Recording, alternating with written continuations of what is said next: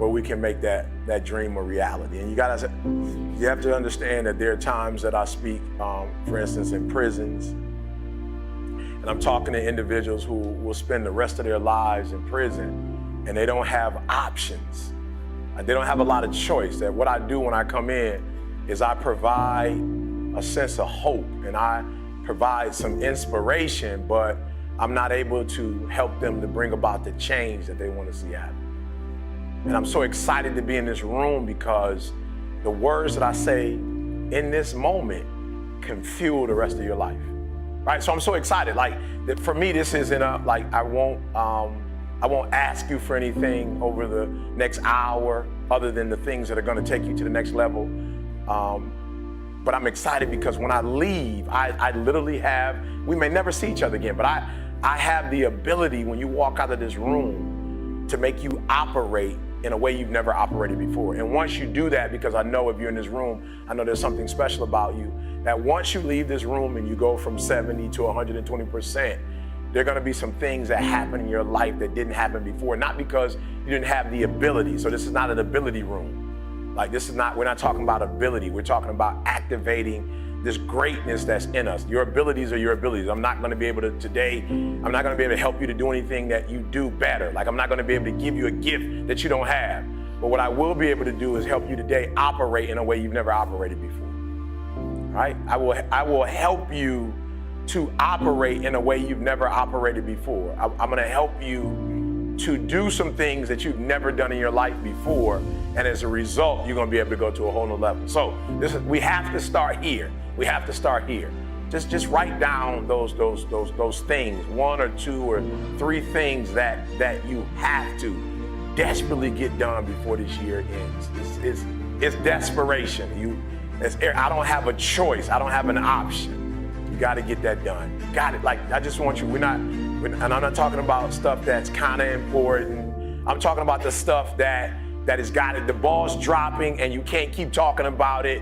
Like, you will not be able to rest if you didn't get this done. I want you to write that down. I want you to write that. That's where we're starting. I want you to write that down. E.T., like, I gotta get this done, E. Like, E, this is no option. This is not like a vacation. This is not, just making a couple more dollars for the sake of buying a car, a house. Like, E, this is some life and death stuff, E. Like, this is some change the trajectory of my life stuff, E. This is like, it's gonna put me in a place like where I'm just gonna be able to get to that place that I've been trying to get to. I want you to write that down. And it was, look guys, I'm being honest, it was like random. It was like just totally random.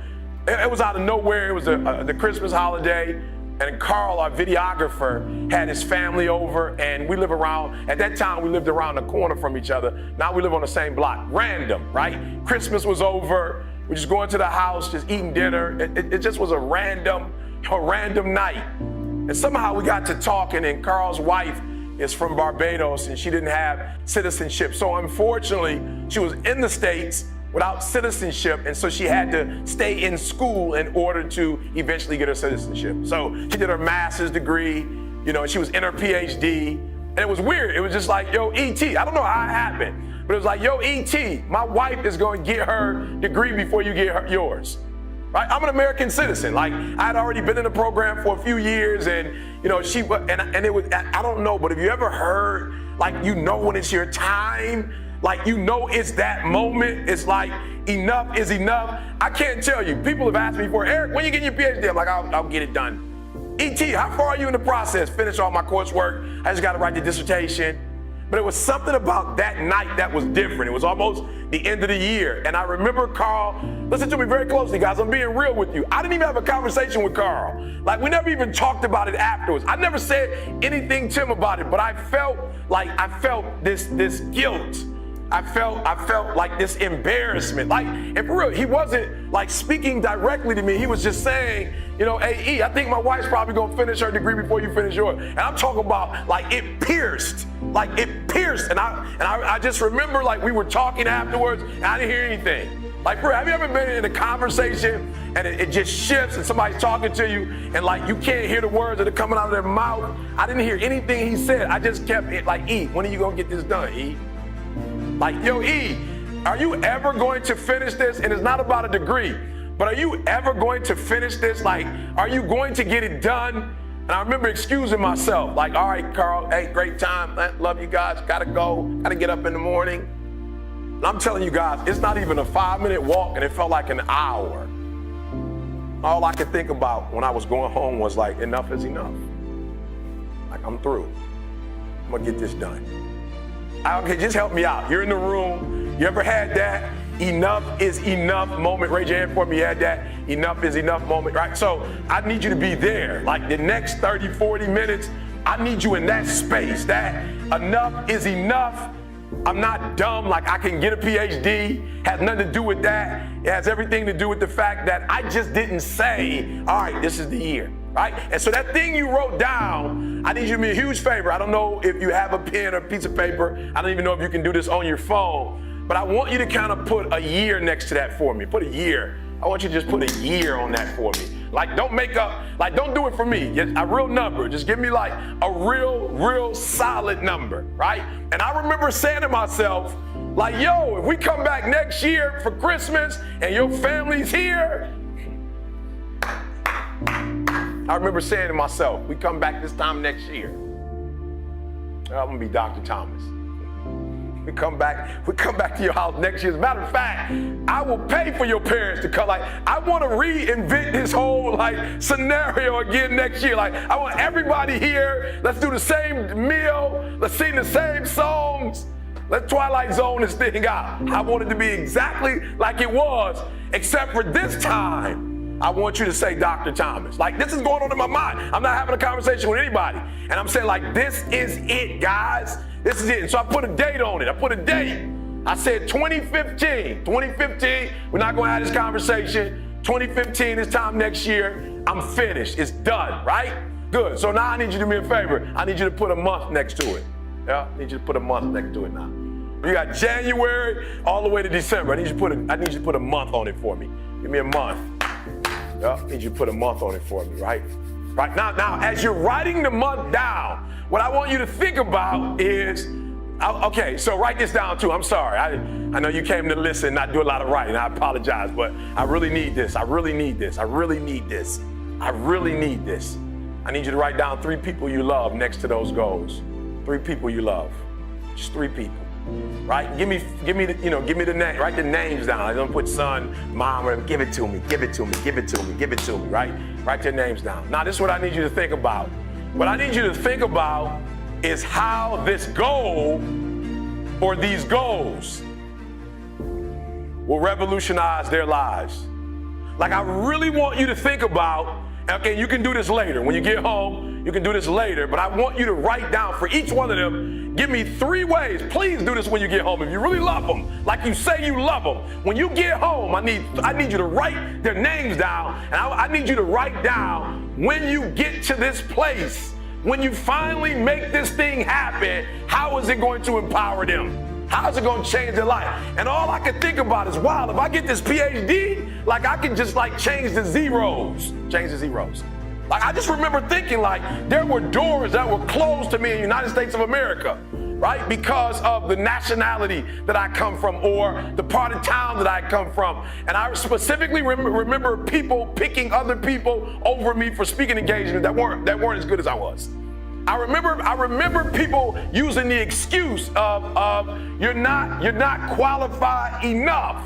And I remember the PhD, we're gonna solve all of that. Like, no more ET ain't qualified, no more like we're gonna pick this bird over this bird. Like, no, this PhD is going to open doors for me that were once closed, which means it's gonna open doors for my daughter, which means it's gonna open doors for my wife, which means it's gonna open doors for my mother, which means it's gonna open doors for CJ, which means it's gonna open doors for Carl. And so every day when I woke up, I remembered the people that this degree would affect.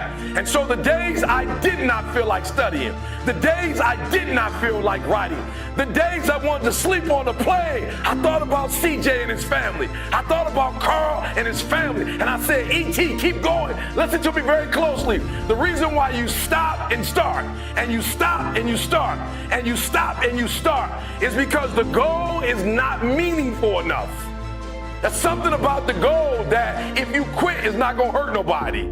If you quit, it's not going to change nothing. If you quit, it's not that deep. Look, this is what I need you to do. So immediately when I left that house and I made up in my mind that I was going to get the PhD, I remember immediately doing a TGIM saying, all right, it's over. It's over. A year from now, I will be Dr. Thomas. And I just didn't speak it into the atmosphere. I spoke it to people who would hold me accountable. Write it down. Write it down. Who's going to hold you accountable? Who's going to hold you accountable? Who's that person? Who's that person? And some of you have been a part of the real estate program. Some of you just come to hear me. When you leave, I need you to call that person, that guy, that young lady, that mother or that father. Like, I need you to call that person and say, yo, I got to do these 3 things before this month and before, yep. And this is who I'm doing it for, and this is why I'm. So just somebody real quick over here, because we gotta make this real. Somebody over here real quick, we gotta make this real. Somebody tell me who's that person you're calling over here. Who's that person you're calling? Who's that person that on this side, that person who's gonna hold you accountable? Who's that person? You've identified that person. I need you to raise your hand for me. Tell me who that person is. Yes, sir, who's that person? Good, good. Look, I need you to hear me.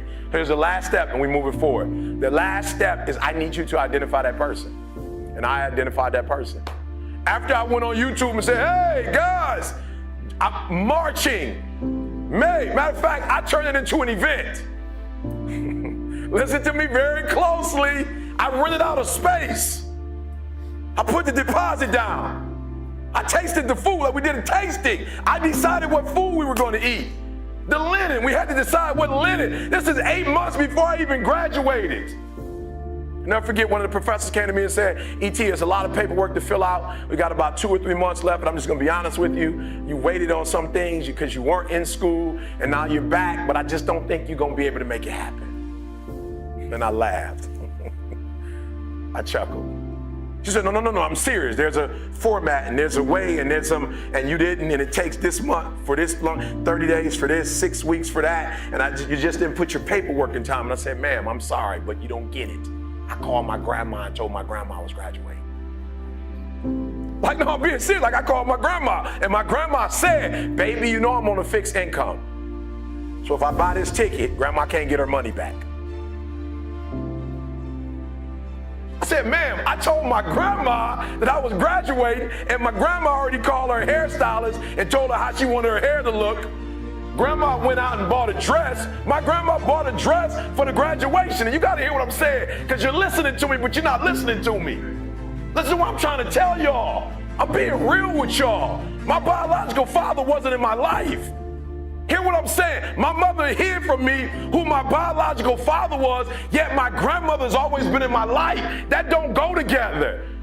My grandmother said to my mother, if you want to hide the identity of his father, that's cool, but you can't take my grandson from me.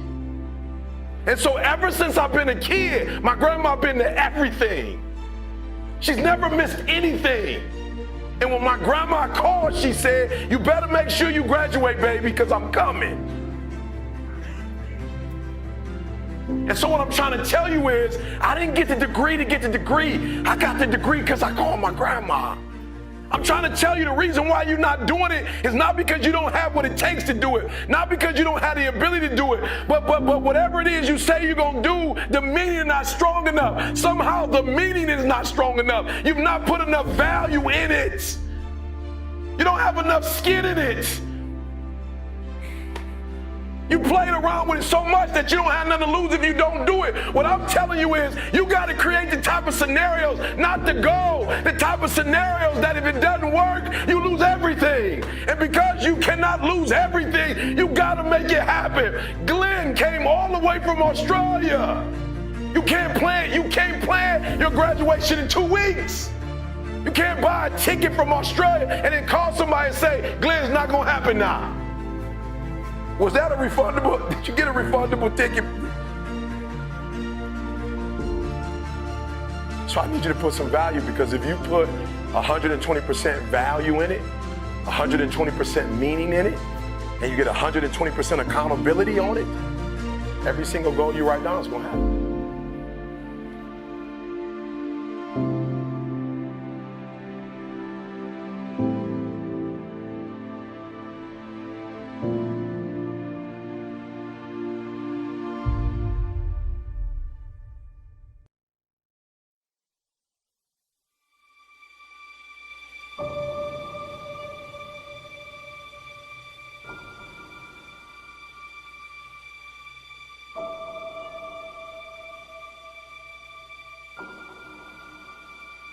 You can write everything down if you want to. Be brave enough to write every one of your goals down. But I'm going to tell you something. Life's going to hit you in your mouth, and you got to do me a huge favor. Your why has to be greater than that knockdown. And I love it. Buster Douglas got knocked out. Nobody ever got knocked out by Mike Tyson and ever got back up. It was almost a 10 count. He was stumbling. They were 4, 3, 2, 1, and ding, ding, ding, saved by the bell. He goes to his corner. The whole world is like, yep, that's it. Once he comes back out, that's it. Mike's gonna just hammer him. And exactly that. Mike Tyson came out like, I got him.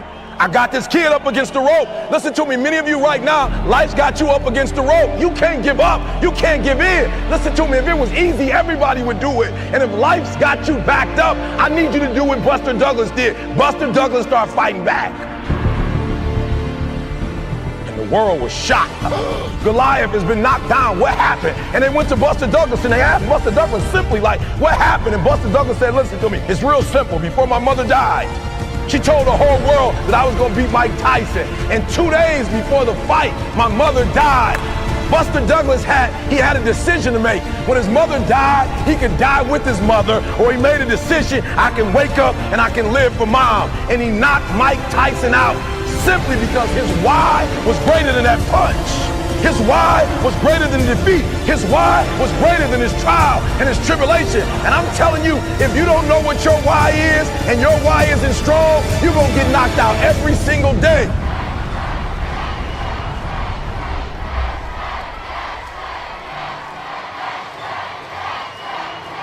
Hey, you have no reason. You better find one before you get out of here today.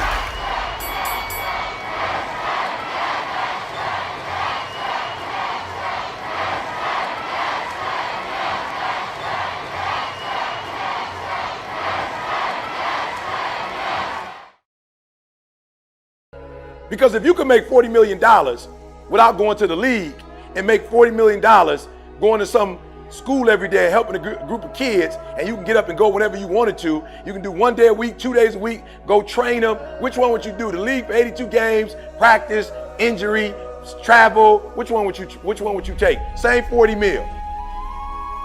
Going to the kids. It ain't rocket science. So let's be 100. Most of us ain't trying to do this. Right? So if we're not trying to do it, what happens is when you do it the first half, you do it a little bit, maybe a little lot, then you get the second half, then it get hard, then you quit. You're like, I ain't trying to do this. Now you might not say you quitting, but you're not giving 120%. Does that make sense? All right, so let's do this. Y'all got to be fair. And one of y'all tell the truth. How many of you have been in the game and somewhere in the game, you lost interest in the game? Just be honest. One person, you played the game and you lost interest. Let me see your hands. You just lost interest. And so when you lose interest, you lose what? You lose power.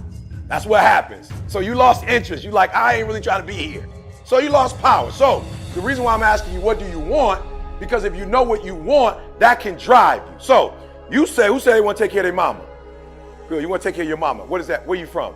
St. Paul, Minnesota. Good. And when you say take care of your mama, what does that look like? Love it. Love it. So, and again, we're just going to be honest. It's a small group. How many times have you practiced and played the game and watched film did you really think about that and had that at the front of your mind? Bingo. I asked him, he was like, he ain't even miss mama. He was like, I've definitely not had it on the front of my mind. You feel me? So what happens when you put it in the front of your mind, you go from a 4-cylinder to a 12-cylinder. And here's the crazy part. The cylinders are in you, but when you're not interested, you go to a 4 instead of a 12. And what my job is to find a way to make the best you show up. Does that make sense? How many games do you play? So my goal is to make your will show up for 35 games. Because if your will shows up for 35 games, you're going to beat the average team because they just come in with what? They just come in with skill, bro. And they too don't want to be there. And they too don't want to practice. And they too, out of everything, which one you hate the most? Let's be real. Which one, out of what you have to do in basketball, which one do you hate the most? Practice. And you got to do that more than anything else. Isn't that crazy? Like the one thing you hate, that's the thing you got to do the most of. It ain't like you playing the most of the time. You only playing how many days a week? 2 days a week. How many hours? 2 hours. That's it. You play 4 hours tops. How many hours you practicing?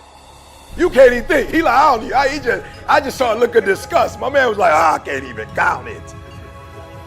So you see the problem we have here? We got a problem.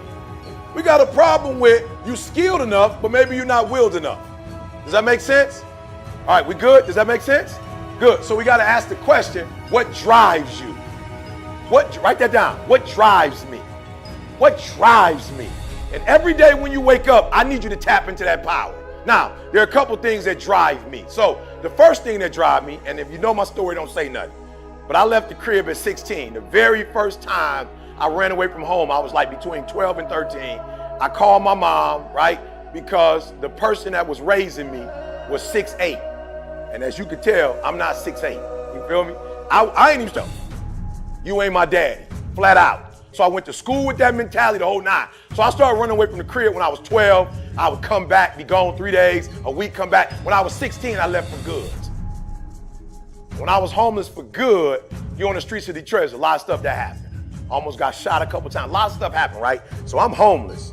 16, 17 years old, started hanging out with my boy Bob. Bob started bringing me to church. Like, I'll never forget the first time I went to church. I was like, God, we homeless. What we gonna do? He was like, we not homeless. You homeless. We not homeless. You the one making them crazy decisions. So I remember, being at a revival. Like, I ain't grew up in church. I ain't never seen my mother pray. My father who raised me, I ain't never seen him pray. Like, we didn't go to church. We ain't do that. And I remember my man was preaching. He was just talking about, like, before your mama made you, God knew you were in the womb. Like, for real, you got to understand, I'm 17, bro, 16, 17. If my mom lied to me about who my father was, and my mom got pregnant at 17, I'm thinking I'm a what? I'm a mistake. So my whole life, I'm walking around like I'm a mistake, bro. Like, you ain't really want me. You got pregnant at 17 years old. I don't even know why you didn't have an abortion. I messed your life up. You messed my life up. Now I'm about to mess your life up. That's what I was on. I was about 17 and started going to church. The pastor did this thing in Isaiah. It was crazy. My man was like, yo, before your mother knew you, God called you. And I'm like, ooh, that's pretty deep. You know what I'm saying? I'm like, I like that. You know what I'm saying? Because if that's the truth, and I ain't no Christian, I don't really know God like that, but I'm hoping that's the truth, because if it's the truth, then it means what? I'm not a mistake. And if I'm not a mistake, then that means I was born with a what? With a purpose. I was like, let's go. My mom didn't even know. I'm like, let's go. And then the pastor, like, my man would come up to me every week. What? She's like, I'm gonna break up with you if I go to college. And I ain't stupid.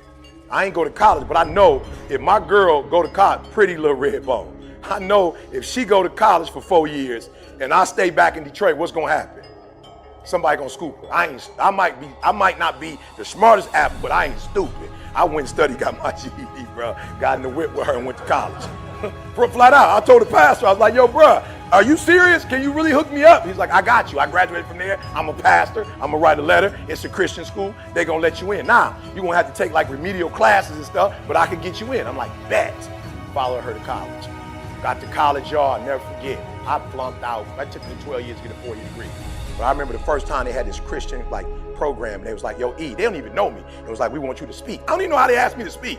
It was like something called commencement or something. It was like for freshmen, and one freshman get to address for all freshmen. I got up and got on the mic and preached and was like, whoa. Like, it wasn't even a sermon, but I felt like, just like when you get the rock in your hand, you got all them people in the stand, you got your family in the stand, they got the TV on. Talk to me, bro. When you in that mode, you out there doing your thing, everybody watching, how does that make you feel with that rock in your hand?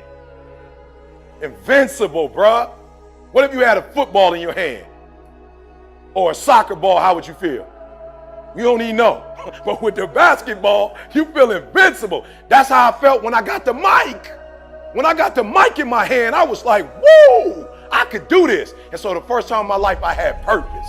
So I started getting in the word, and that purpose, it drove me.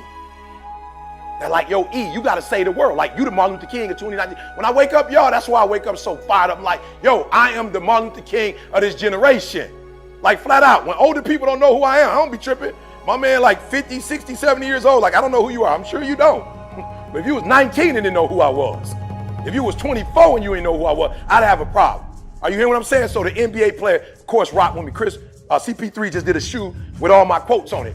This is my generation. The millennials are mine. I wake up every day doing a video, not to get paid. Don't nobody pay me to do those videos. Why do I do it? Because I got purpose. That's my drive. That's my engine. That's why you see me so pumped up, because I wake up and like, God got a mission for me. Check. If I wake up, it's showtime. I'm like, God, I just need one favor. Just wake me up.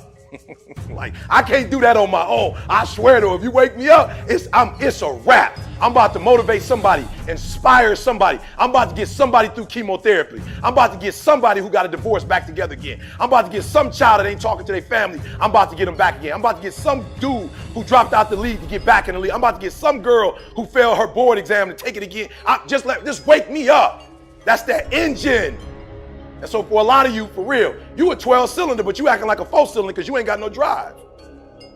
And when you don't have drive and they making you go to practice, well, of course you can't do practice.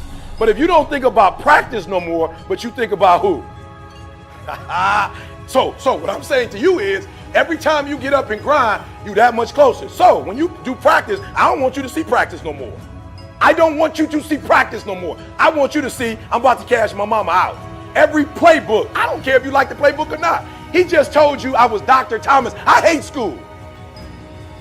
I hate school. There's nothing about school I like. And I went to Michigan State, which means that I was going to school with minus 10 degrees with 12 inches of snow on the ground. I hate school in January. I hate school in February. I just hate school. I'm a high school dropout. At no point is my degree hanging in my office. Is my degree hanging in the house? You know where my degree is? No, I don't either. That's how much I hate school. I don't even want to see it. I'm being real. Like, I don't even want to see my PhD. I don't even want to be reminded of school. That's how much I hate it. You know why I went and got a PhD? Because if I want to be #1 motivational speaker in the world as an African American, I gotta have all the credentials, bro. If I want to be #1, I gotta be better. I gotta do more. It's just real. Ain't nobody tripping. I ain't tripping. You hear what I'm telling you? So, bro, I hate school, but I had to do it. Why? Because I wanted to be #1 in the world. And I woke up one day and was like, yo, Tony Robinson making how much? But you know what I realized? I had a language he had. I'm not mad. So I didn't go to school to get a degree. I went to Michigan State to learn the language. And I sat in the class and listened to all them teachers talk. And I was like, ooh, that's how you say it? That's the word you use? You don't say teach, you say pedagogy? Well, pedagogy it is.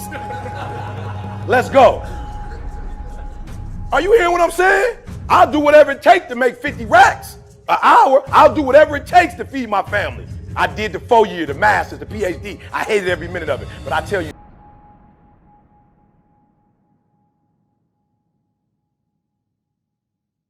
I'm talking about maxing out.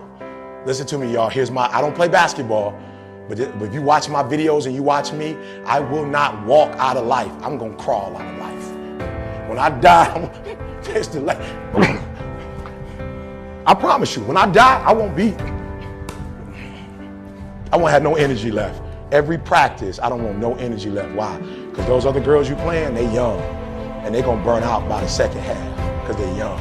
And what you're going to do is you're going to be there when they're doing it. This is what I love about life. When you look at all the other motivational speakers, I remember looking at them and I was like, ooh, they're ahead of me, but I can get them. Why? Because they ain't been homeless. I have an advantage when you homeless and eating out of trash cans. I flew first class today, right? It was so funny. I flew first class and I guess it's a small flight. So when they served our meal, it was like a real turkey sandwich. You could see other people looking like, I'm flying first class. That's wheat bread. I saw them too. I saw the way they was looking like, that's wheat bread with cheese. It's not warm. It was like I'm talking about like a middle school lunch that your mama would send you with a little small bag of chips. I murdered it. I was like, whoa, turkey. It was so much turkey, it was a cold cut. I took most of the turkey out, Lee, and just kept that much in there. I'm like, it's too much turkey. They looking like, how dare them serve me this? This is first class. I was home, like, let's go. I didn't eat like this when I was homeless. I didn't know when my next meal would come. Some of you, your problem is you can't deal with adversity. You look at adversity as something negative when it's not. Adversity is the best thing that ever happened to you. Why? Because when adversity happens, most people gonna quit. Listen, we're going into the 4th quarter. I'm working harder now than I worked in January, than I worked in May. I'm about to put it on now. Why? Because most of the people who do what I do, they about to get tired. My son is 23. Lee, I promise you, we had a layover, went to my mama's house. He slept the whole time. He woke up and said, Dad, I don't know how you do it. I went and worked out, did the hit boy, walked with my mom for 3 or 4 miles with my niece, talked to my mom, got on the plane, got off, boom, did a presentation. They was like fire pit. They was like, best presentation you did all this year. I can't wait till the fourth quarter. I can't wait till the second half, because that's when talent goes away. All your talent gone with 5 minutes left. Your legs about to give out. So who wins? Only the person that can go through adversity, that's when you start winning. So that's why you need to practice till you burn out. So when you get on the court, you'll never burn out, and they gonna burn out. They gonna burn out. I'm telling you, you see it. It's like the game goes up and down and up and down. And the last four, y'all gotta go watch Michael Jordan when y'all get a chance. He would always take a break at about maybe 10 minutes.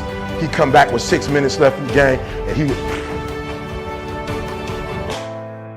And Mike would come in those last 5-6 minutes, he would kill you. He would kill you because he has so much energy and so much tenacity and so much strength. And listen to me, I noticed the Michael Jordan, and I'm old, so I don't believe in the Michael Jordan, LeBron comparison. And let me tell you why I don't believe in it. It has nothing to do with offense, because the way Mike played offense, he shut you down on defense. That's the difference. Mike didn't play one way. Mike wanted it so bad that he would put up 30 and he would stop his guy from scoring 0. That's the difference. He played both ways. How do you play both ways? When you're not playing talent no more. You're not playing with talent. At that point, you done dug deep within. Okay, I wasn't even supposed to say this, right? But I got to be honest. I'm going to give y'all one more. I shouldn't say this until I come back halfway through the season. Do you understand the reason why I beat most humans at what I do is because the last 10% is the hardest percent? That's the hardest percent, ladies. The last 5 minutes of game, that's the hard. Let me tell you what I mean by that. While the first 10% is difficult to get started, once you get started, it's something that's called momentum. The challenge with the last 10% of what you do, which makes it hard, is because it's the last and you spent all your energy. That's why the last 10% is the hardest. And you know what I focus on? I focus on the last 10%. And you know what everybody else focus on? They focus on that 90%. So I need y'all to do me a favor. I'm going to need y'all to go to coach and say, Coach, you're not being hard enough, Coach. We need a little bit more adversity. We need a little bit more adversity, Coach. Coach, you're being soft in practice. I know we girls and you think we can't take it, Coach. I know what it is, Coach. We need you to bring it home, Coach. We need a little bit more adversity. Why? How many women in the room love diamonds? Let me see your hand. You love diamonds. Good, good. And people spend a lot of money for them, right? Listen to me very closely. If you want to be a diamond, ladies, I'm not really into them like that, but if you want to be a diamond, the first thing they do is put it under the most excruciating heat that you can put it under. It goes through heat first. Immense heat. After the heat, now I thought that was enough. You take the coal, you put it under heat, and when all that stuff come off, whatever's left is the stone. That's not a diamond though, it's just the stone. So when you go under heat and you feel like Coach to put you under some heat, that's just the, look, sweetheart, that's just the beginning. Heat is just the beginning of the process. So after the heat, when they want to form it, then they put it under pressure to form it. And then after that, it still ain't a diamond. They have to do what to it? You got to cut it. So the diamond that you see, there's no two diamonds alike, because when they cut it, each stone reacts different to it. I'm trying to tell you, you want to be a diamond, but you don't want to get cut. You want to be a diamond. You want to win a national title. You want to be a diamond, but you don't want to go through no pressure. You want to be a diamond, but you don't want to go through no heat. And I'm telling you, the best thing that ever happened in my life was homelessness. Why? Because when I took that PhD and that professor, oh man, my mom got so mad. That professor told me, Coach, you don't write well enough. You're not a critical thinker. You don't think well enough to be able to get past this dissertation. I knew exactly what she meant. She meant I ain't had an IQ. But I had to explain to her, boo, IQ ain't the only way you succeed in life. I got that GQ. I got that GQ. And I ain't talking about being fine. I got that GQ. I got that grit. And so you know what I did when she told me that? I went to the library, y'all, and I read over 40 different dissertations until I found the one that looked like something I could write. I went in the library and was like, yep, she right, I ain't got the IQ, but they do have dissertations for free in the library. So we about to go to the library, spend a month here, and I found one like, I could do that. And I went home and I stripped it. from top to bottom. I kept reading and reading and reading, and I saw what it was, and I said, I got it, and it took me 4 weeks. Some people could do it in 24 hours, turn the paper in it, 4 weeks and 6 weeks, and I would turn it in early, and she would give it back with red, and I'd give it back, and she'd give it back with purple, and I'd give it to her, and she'd give it back with orange. And I told her, you will not break me. You must understand something. This is a class. I was homeless. Homelessness didn't break me. You think a course you think pedagogy 10-12 is going to break me? I was eating out of trash cans. I will defeat this. And some of you, your problem is that every single time you come up against heat, you run. You will never be a diamond like that. You will never be a diamond every time there's pressure you want to break. Emotional, get emotional if you must. Cry if you must. Get it out. But get your butt back up after you finish crying and put a time limit on the crying. You say, Coach, I need 30 minutes. Go take it. But when you come back after that 31 minutes, you better grind. Because if you don't, you will be stuck at that adversity for the rest of your life.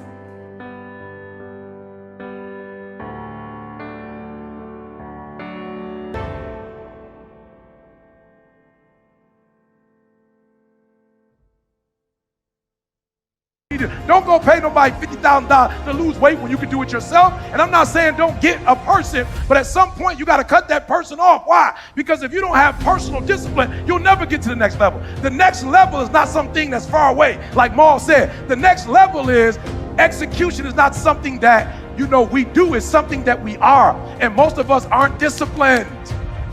It's like you just go, you drink, so you just go, you can't tell yourself, you know what, I'm not mad at you drink, but you got to drink during the weekday. Like you drinking in the morning before you go to work. He gone now. He's no longer with us. You're drinking in the afternoon. You're drinking at night. Like I'm get motivated. I don't post videos to get inspired. I post videos to be disciplined. Get your butt up and post a video. Either you post it the night before to Nikki, and she does it, or when you get up at 3 o'clock and you do it. That's discipline. There's a certain time frame that I'm supposed to eat and certain things I'm supposed to eat and then not eat after a certain time. I'm making money. I can eat whatever I want, but I'm trying to discipline myself because there was a time I did not discipline myself.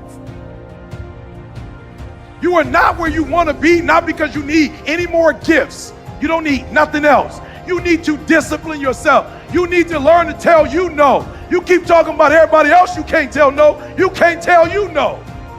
You can't tell you stop. You can't tell you quit. You can't tell you nothing. You got to get to a point where you're disciplined. And what separates the talented, if everybody's talented,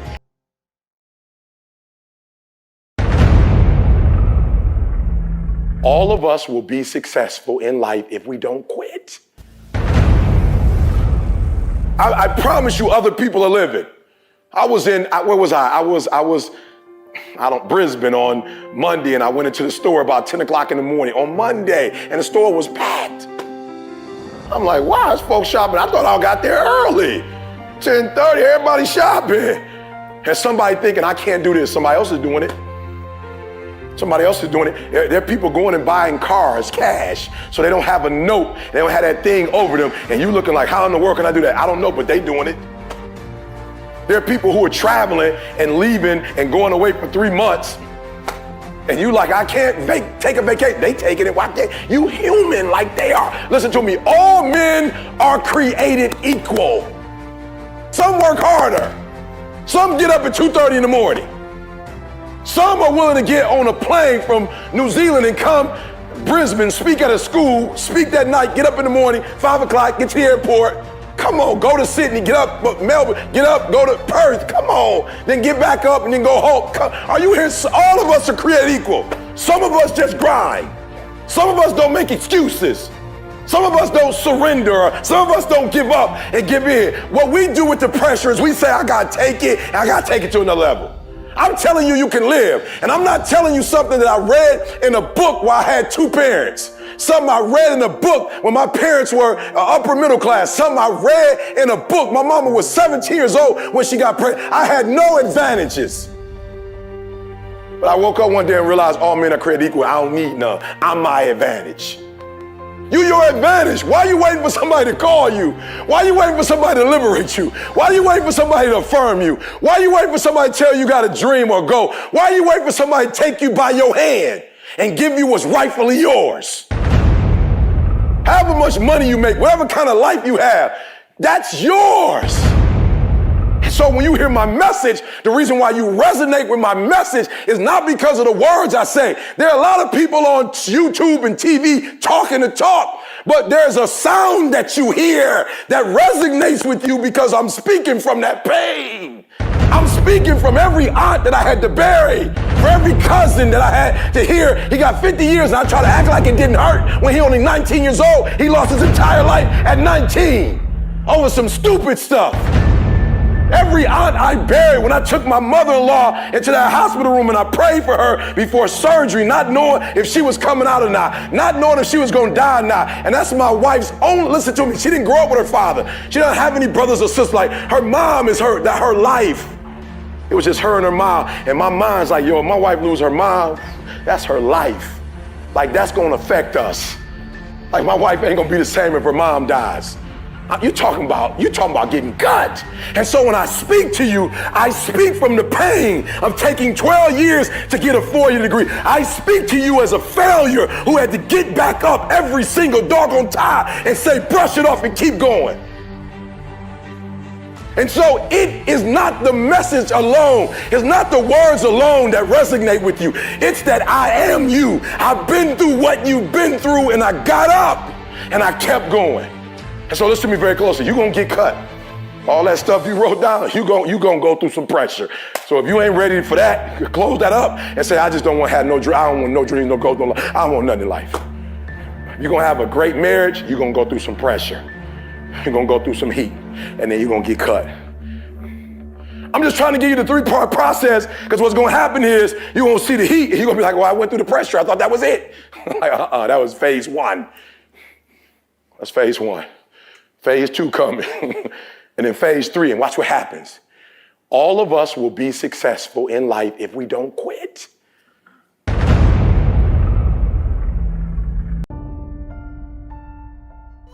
And so you are this close to your dreams and goals. So I have to ask you the question. You have the information. Now, what are you going to do with it?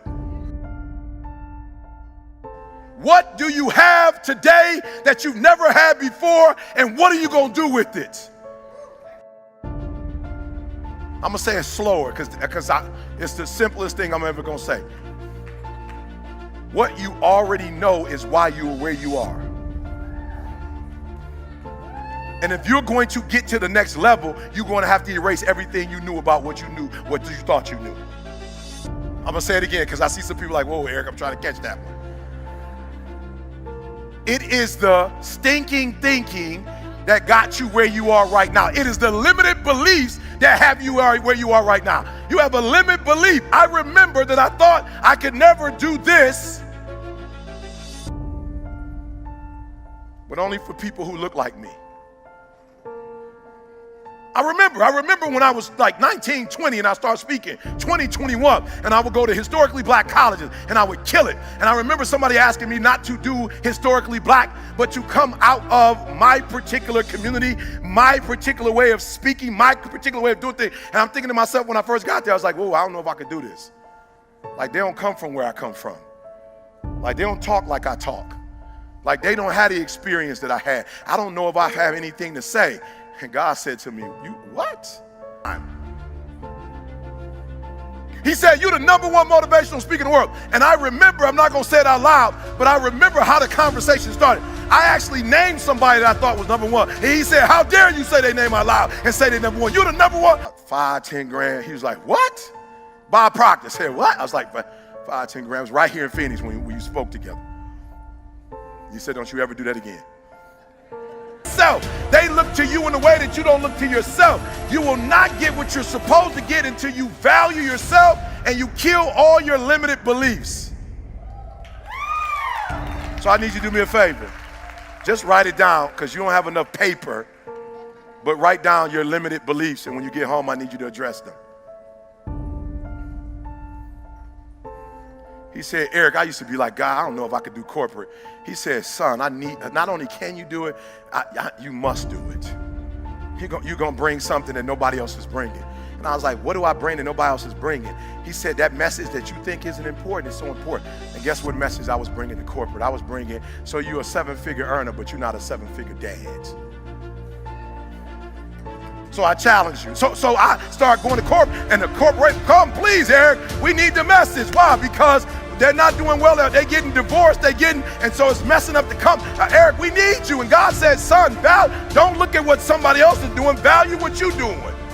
Don't worry about what they bring to the table. Bring what you bring to the table. And some of you are not where you're supposed to be because you have limited thinking. And I want to challenge you today. You're just as special as everybody else. You're just as powerful as everybody else. You're just as unique as everybody else. You're just as gifted as everybody else. And you belong in first class just like everybody else. You belong in California. You belong in Dubai, wherever you want to be, you belong there. Somebody asked me the other day, Eric, you live in Michigan. Why are you buying a house in California? I said, because my wife has MS, doing phenomenal, and we want to keep it there. What you going to do with your house in Michigan? I said, what do you mean what I'm going to do with it? You selling it? I said, what would I sell? Why would I sell my house?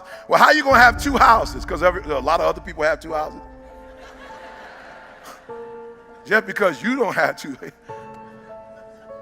I'm not believing that you can only live in 1 house for the rest of your life stuff no more. Like I'm not hanging out with those people no more. I'm hanging out with the people that got a winter home here, a summer home here, and just want to have a home over here. I'm hanging out with them people now. Like, no, I'm thinking like they thinking now. I'm doing what they doing now. And I start going to corporate getting 50, 60. And when I don't take it, it's because I chose to take less. Because I get to decide. I'm running my life now.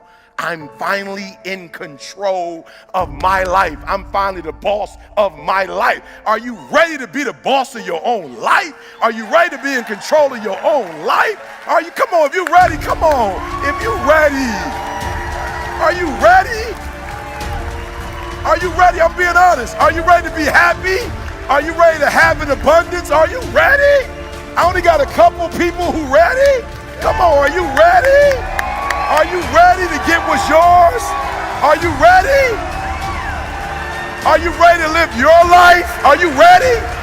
Come on, are you ready to live your dream, to live your life, to live your best life? Are you ready to live your best life? No, for real, are you ready to live your best life? We're going to do the hard work now. So here's the hard work. I need you to confront you.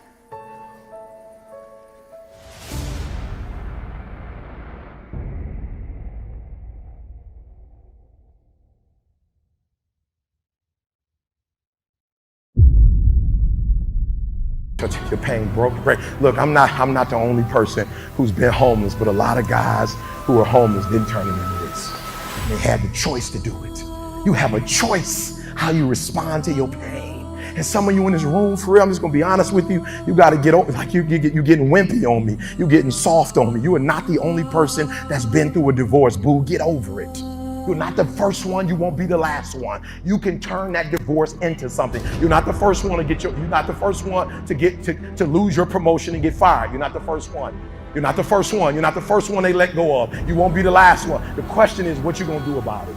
You're not the first one. You're not the first one. When my wife had 7 lesions on her brain, we did not complain. We did not cry. We did not give up. We did not give in. She won't be the first person ever diagnosed with lesions on her brain. She won't be. But she will be one of the ones who did not have a defeatist attitude. She will be one of the ones that will smile through it. She will be one of the ones that will still work through it. She will be one of the ones that still travels the world. She still will be one of the ones that encourages and trains other women. She is not the only one who has had a chronic illness, but she will not let it break her. And the problem with some of you in this room, you will never be great. Because every time you go through pain, every time you go through a problem, every time you go through discouragement, you give up and you quit, and you do not understand that at the end of pain is your millions. At the end of pain is your reward. At the end of pain is your productivity.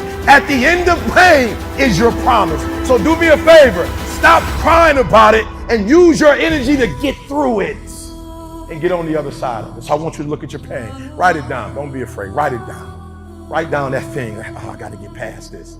I can't get past this. I can't get past the fact that my parents loved my brother better than me. They thought he was smart and I wasn't. I was a troublemaker. I need you to get past it.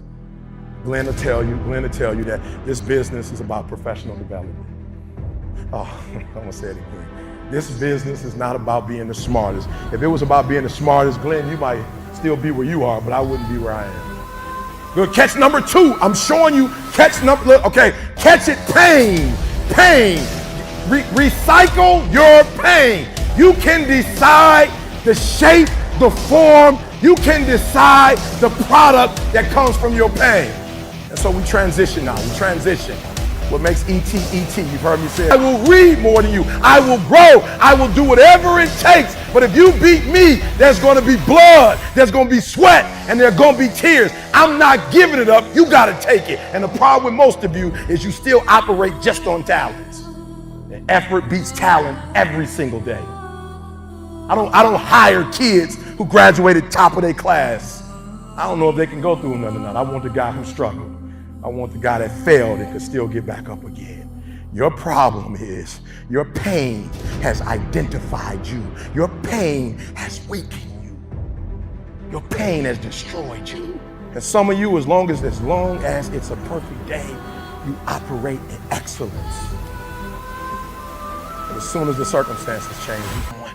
And I kept going and I kept saying one day gonna be my day.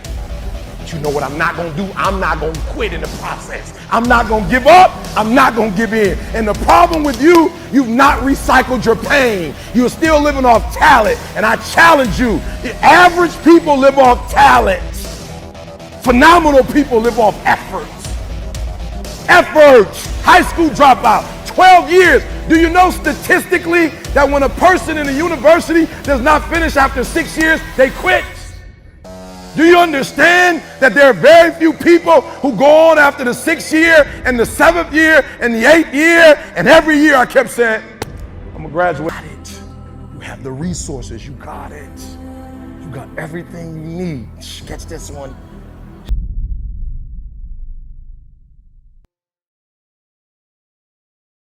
The first thing I want you to realize is that your mindset, right? Your mindset is the reason why you're not where you're supposed to be.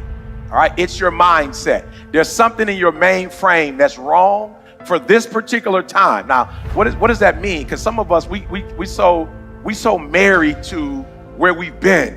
We so married to where we come from. So what am I telling you? As I've moved, my success has come from shifting the mindset where I was to the mindset where I was trying to go. You cannot be a part of change or going to the next level if you still respect where you come from too much. All right? We're going to break this down for a minute because this is important. I could have been blew up. Let me tell you something that I'm realizing now.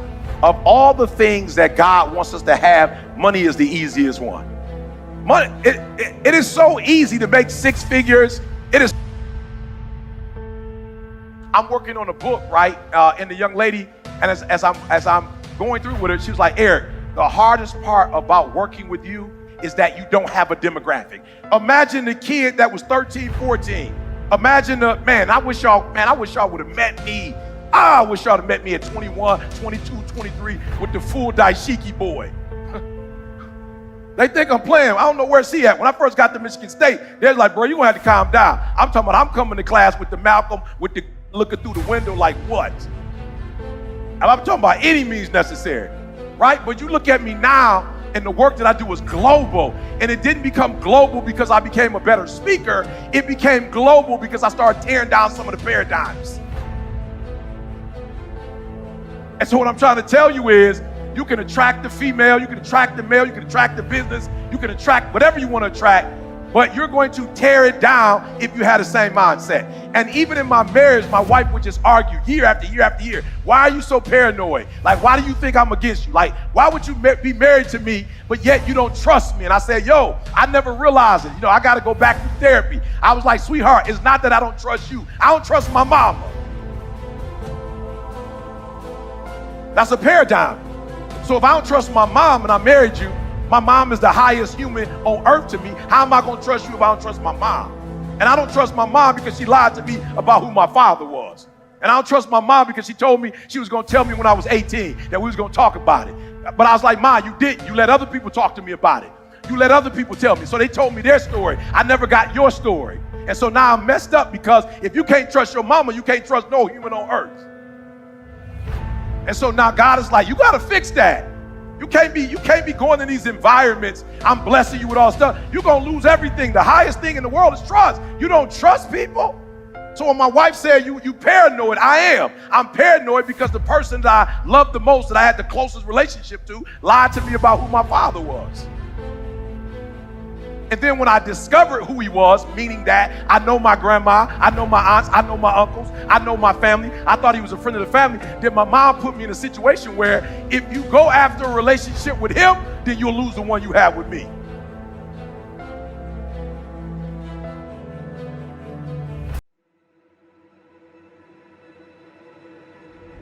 But when I'm Eric Thomas, what up, what up, what up? It's your boy E.T. And welcome to another edition of Bring It From the Bottom. Thank God it's Monday.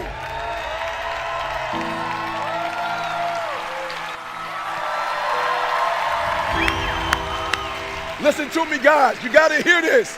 Number one, listen to me. Number one, I am giving you permission to be great. I'm giving you permission to be everything you were called to be, to do everything that you're capable of doing, to have everything you're supposed to have. I want you to have a house in California, writing books and becoming the voice of a generation. We can do whatever we believe we can do, and we don't need anybody's permission to do it but ours. 1, 2, 3. 1, 2, 3. 1, 2, 3. I am great. Listen to me. And I don't owe anybody an apology. I am phenomenal. And I don't owe anybody an apology. I am going to do great things. And I don't owe anybody an apology. I was created to be great.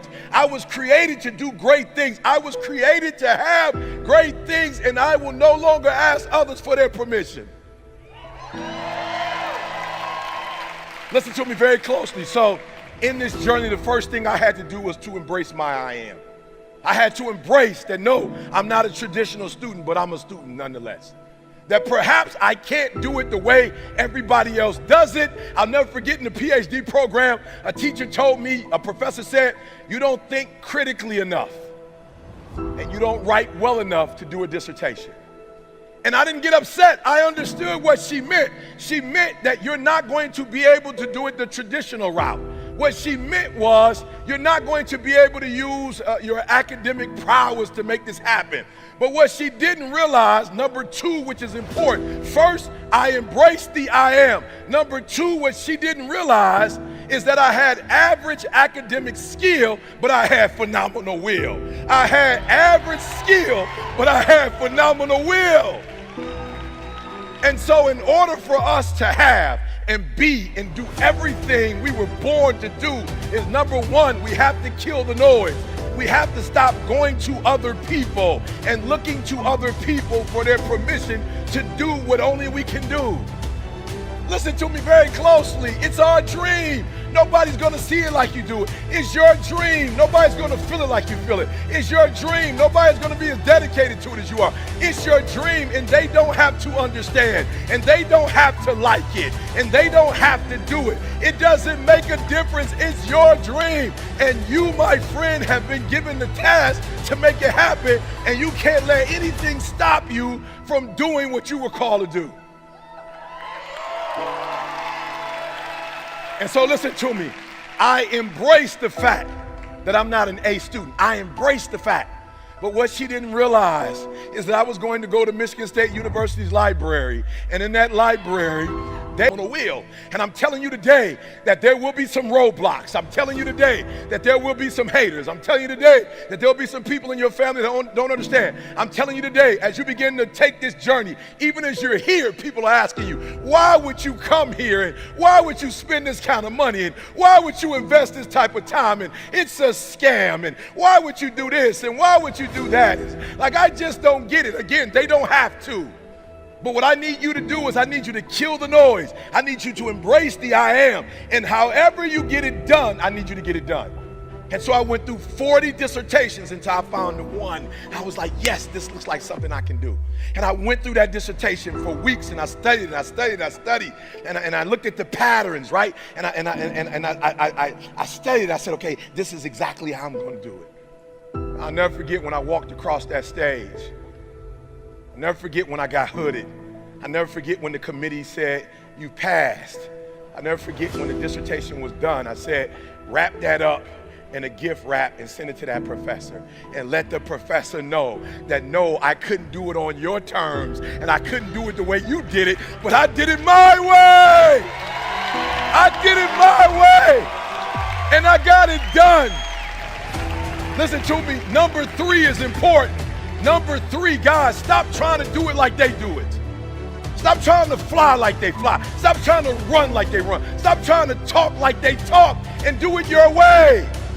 Watch this, guys. Watch this. This is so important. Like, you got to embrace I did it my way. You got to embrace that you're unique and you're special, right? And I remember when I first started speaking, and when people say, where's your shirt and your tie?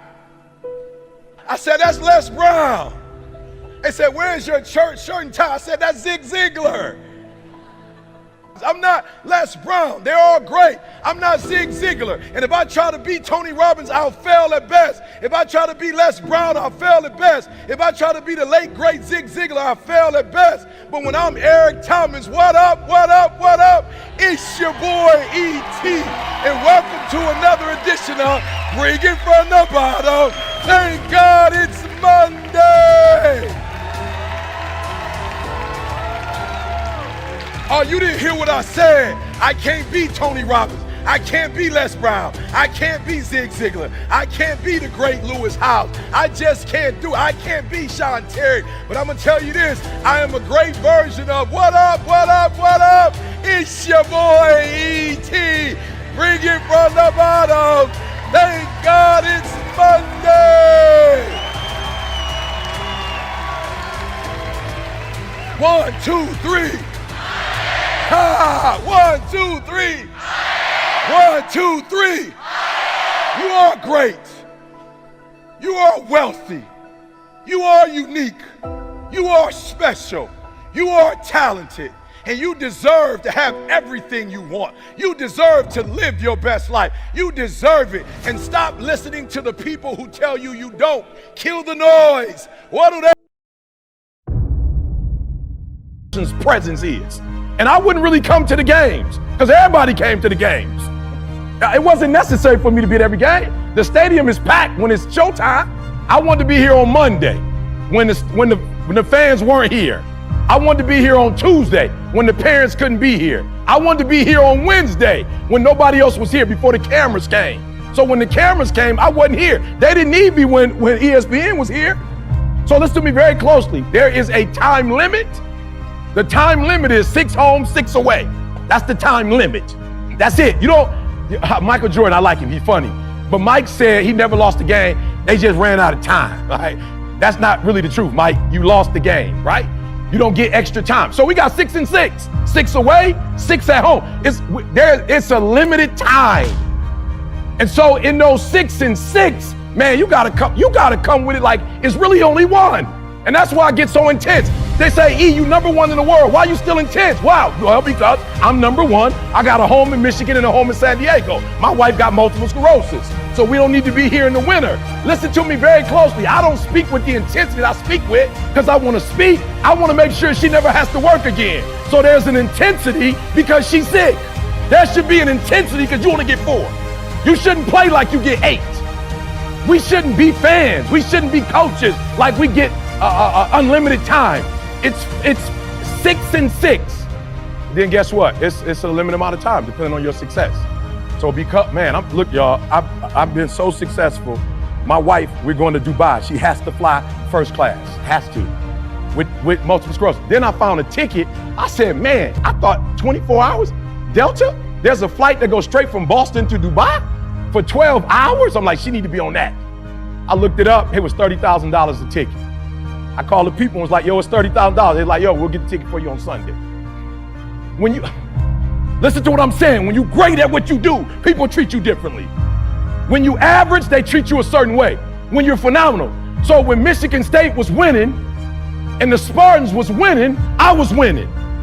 Every time we went to the bowl and I was there, every time we went to the Final Four, I wouldn't even be in the locker room and y'all win. They say, E.T., he must have spoke. I was nowhere around. When we win, everybody. I started charging extra money when we was winning.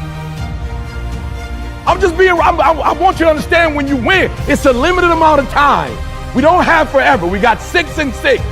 They're not going to give us 50 years with this particular coaching staff. They're not going to give us 50. But if we win, they're going to give us 50, because we see coaches who win and they get to stay. That's what we want, like what Izzo's doing. We want the same thing here. We want a stable program. Limited time. We have a limited time to get it done. Game 1. And so what we need to do is support coach. That's why I'm here. I got a phone call like, E, hey, they want you here. Let's go. I'm right up the street. I'm 12 minutes away. Let's go. I got here at 4 and walked around. I was so excited. I got here at 4 and just walking the campus. Like, yep, 4:15, 4:30, 5 o'clock. Let's go. So number 1, we don't have forever. Let's not act like it. We don't have forever. I'm going to die. That's the one fact that we cannot argue. I don't care if you're Republican. I don't care if you're Democrat. I don't care what you are. We're all going to die. And so I don't act like I'm going to live forever. So every opportunity I get, I murder it. We have an opportunity. It's a brand new season. It's a brand new coach. It's a brand new philosophy, process driven. I love it. I'm about that life. I get up every morning at 3 o'clock. And when I want to get up, when I don't. When I feel like it and I don't feel like, why? Because I'm process driven. I'm not feelings driven. Champions are not feeling driven. Champions don't get up when they want to. And please listen to me. There is a championship coordinates, and you can't change that. You can't change that. And if we're gonna be champions, process driven. If you tailgating, you got to be on time. If you selling tickets, you got to be. If you open the doors, you got. If you sweep, whatever you do, you got to know what the coordinates are, and you got to play your spot. All right, number 1, teamwork. I wasn't really studying Kobe on that until Kobe passed. I'll be honest with y'all, I thought Kobe was a ball hog. Right? Anybody else in the room other than me, raise your hand, you thought Kobe was a ball hog. I thought he was a ball hog. Seriously, I did. I thought he was a ball hog, right? All right, write this down. Teamwork, teamwork, teamwork, teamwork. What Kobe said that blew my mind, Kobe said, I saw you in practice. Why would I pass the ball to you? I thought Kobe was a ball hog till I read the quote. I'm like, Kobe, I owe you an apology. Kobe said, I watch you in film sleeping. I watch you in film dozing off. I watch you in film not paying attention to coach. I watch you in film on your phone. I watch you in practice. I saw you in practice. I saw you in the real game. What in the world would make you think with 4 minutes left in the 4th quarter and we down by 10 to the Boston Celtics, what would make you think I'm about to pass you the rock? Have you lost your mind? Have you seen me in film? I got there before Coach got there.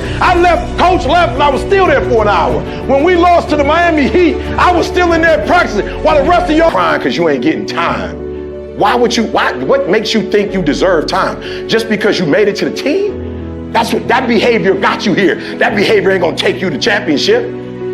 That's not championship behavior. So number 1, teamwork. I want you to find the person in this room that is the model. I'm talking about, he is the model doggone. We're gonna have a team full of dogs. And I guarantee you, they ain't got a team full of dogs. They got some dogs, but they ain't got a team full of dogs. Champions are not a few dogs. Champions, Kobe didn't have a bunch of dogs. That's why Kobe said, I gotta carry the rock. If you look at Michael Jordan didn't have to do that much. Why? Because he had Scotty. He didn't have to do that much. He had Rodman. When he went 72-10, Rodman said, you ain't never gotta get another rebound. You focus on shooting. You focus on going to that hole. I don't need to shoot. I'm gonna give you 2 chances, 3 chances. Rodman said, Jordan, listen to me, Scotty gone, he hurt. Scotty gone, I got your back. Don't worry about Scotty being gone. I'm gonna do what I do and I'm gonna do what Scotty does. And they went 72-10. No NBA teams have ever gone 72-10 and won the NBA title. I'm not better than them. I just get up at 3 o'clock, then I put up 1 in the morning. One of the things I need you to do is stop being so desperate. Let me start here and let you know you special. And I need you to start acting like it. From this day forward, I don't need you to beg for nothing else. Stop begging people for stuff. Stop. If somebody doesn't love you, they're not about to love you because you start begging. What they're about to do is manipulate you. That's what they're about to do.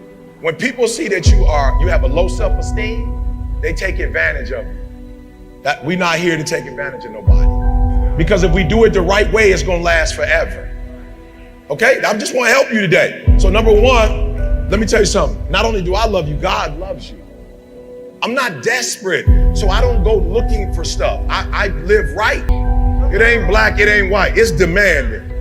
And the reason why you're not where you want to be, it had nothing to do with nobody else, is you got a low self-esteem. You stop believing at some point in who you are. And now you got to be connected to somebody else in order to feel like you somebody. Or you got to work to feel like, have you lost your mind? You think a job makes you who you are? You think because you make money that makes you are. So we're going to say it together, and we're going to keep saying it throughout my hour here. I can, I will, I must be demanding. I can, I will, I must be demanding. Some of y'all, you're a substance abuser. You got to start being demanding. That crack calling your name. You can't tell it no. You got to be demanding. That relationship that you know was to your demise. You so sick that you want to go back to it. You got to be demanding and tell your sick self no. No. You thought I meant be demanding to them. The reason why you can't demand nothing from them is because you can't demand nothing from yourself.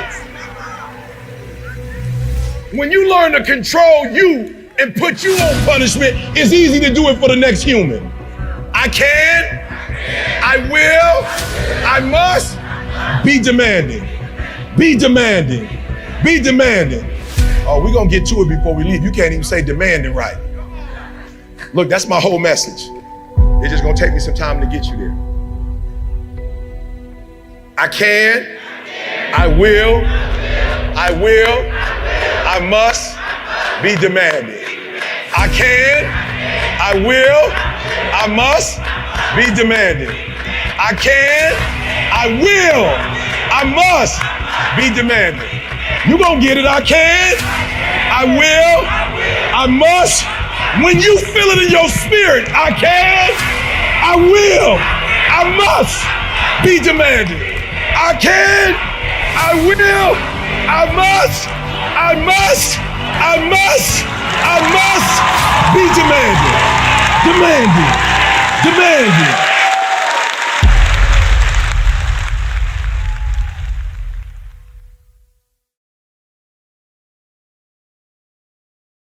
Like you mean it. 1, 2, 3.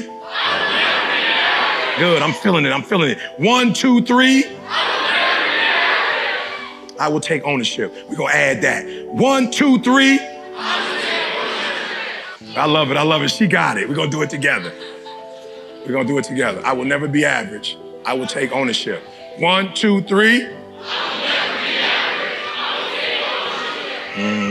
Come on. I'm talking to somebody. We gonna get it out of you right now. We gonna get it out of you.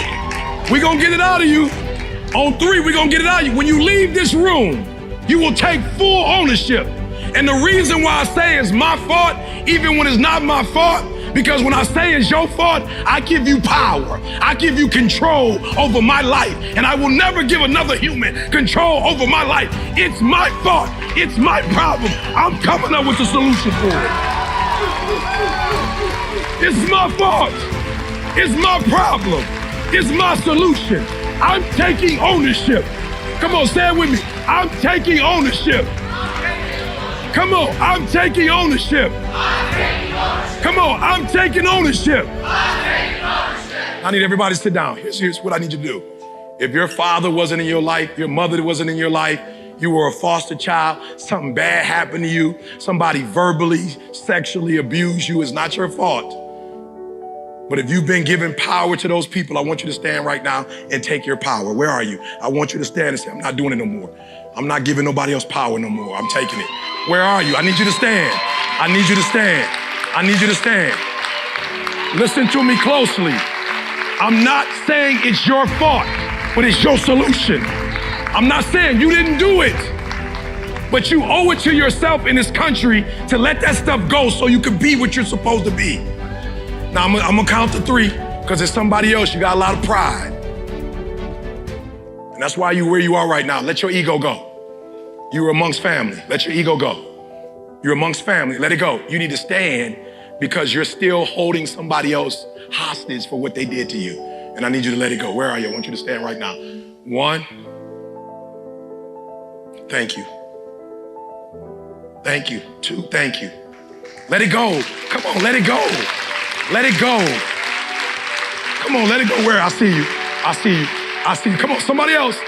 Come on. This just number 1. I got to get past this one. I got to get past number 1. You're still sitting. Come on, you're sitting. Come on. Let it go. Let her go. Let him go. They don't deserve that much power over your life. Let them go. I know they hurt you. Let it go. They only still have power because you still holding on to it. Stop being average. Average people can't forgive. Average people can't let go. The greats, we do whatever it takes for self-preservation. We do whatever it takes to be happy. You think I wanted to let my biological father off the hook? You think I want to let him off the hook? He left my mom. He left me. You think I want to let my man off the hook? I was with my family my whole life. I thought he was a friend of my family. I didn't know he was my father. I know my grandma. I know my aunts. I know my cousin. I just thought he was a friend of the family. And I asked him why. He said, your mother said. I said, my mother said. How dare? No, you're right. My mother said. That wasn't the answer I was looking for. But if that's the answer you have, I'll take it and I'll take the rest of my life and I'll be happy the rest of my life.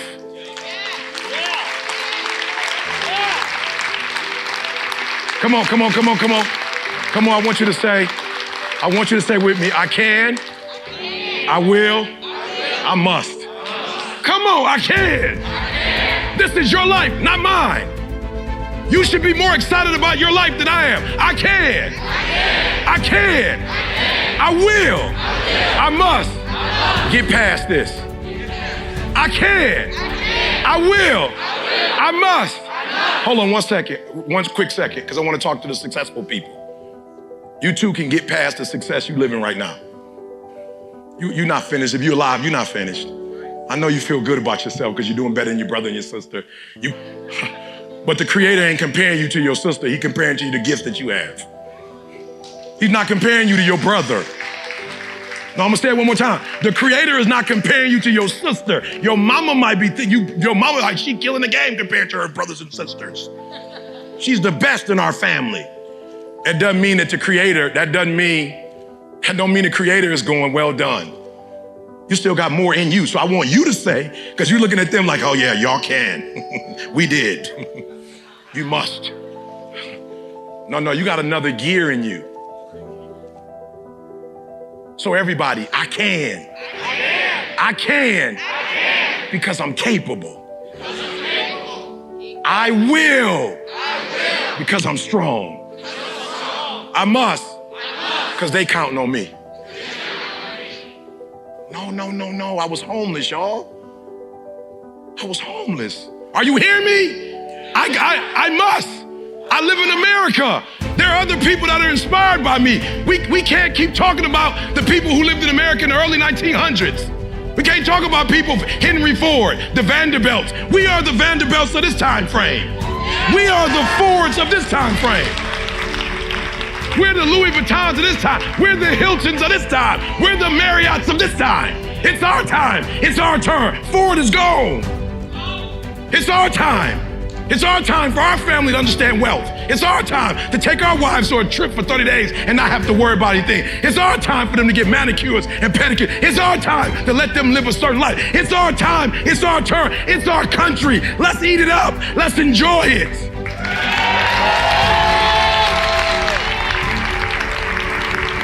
I can.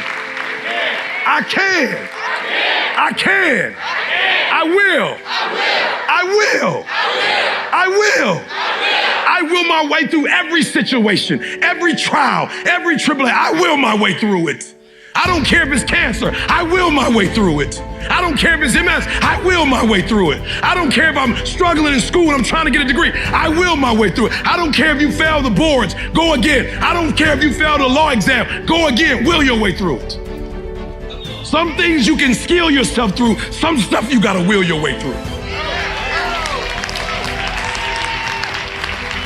There are some things that you're naturally gifted at, others you gotta will your way through. I will my way through homelessness. I will my way through that GED. I will my way through that PhD. I will myself to 30 years plus of marriage. I will my way through to be a better father. I will my way through those books. I will. Come on, I will. Come on, I will. I must.